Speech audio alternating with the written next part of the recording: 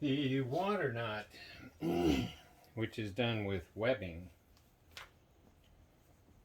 So a water knot is a bend, actually, and it's bending two pieces of webbing together. We start with an overhand knot and we just follow it through with the other side, the other end.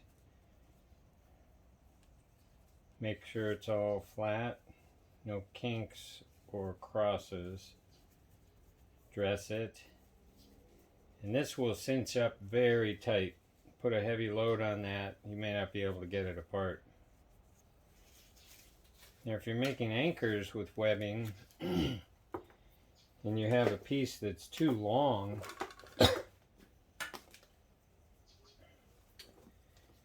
you can do what's called a frost bend.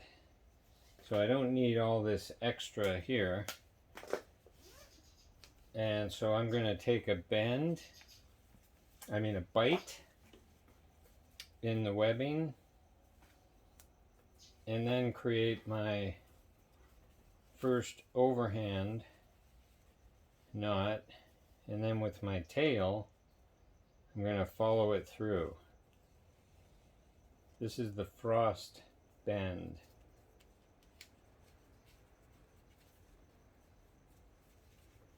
As long as this tail is long enough, perfectly strong, same thing.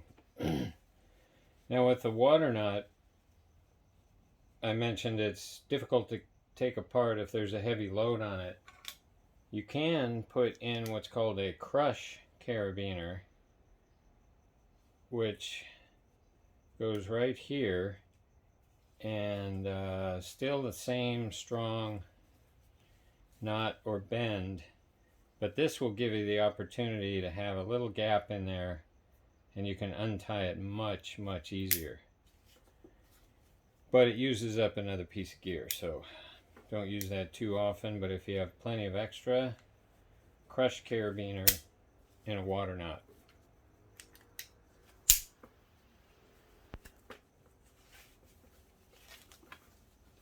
Alright, one more item, Purcell Prusik, which we use on our Aztec kits.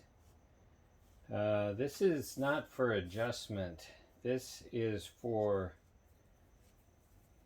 safety cushioning. When you take a hard fall on this Prusik is going to slide a bit until it locks up. It'll heat up a bit. So you take a hard fall on it, it slips a bit at first, absorbs some of the energy of your fall, and then it locks up. It may go all the way to the end. The whole idea is to absorb energy. So when you start off putting your weight on these, you want this Prusik knot all the way up to the sewn portion. If you start off here, you're going to lose all of this energy absorption. So on the stretcher, we have Purcell Prusiks. Those are for adjustment. On your person, this is for energy absorption.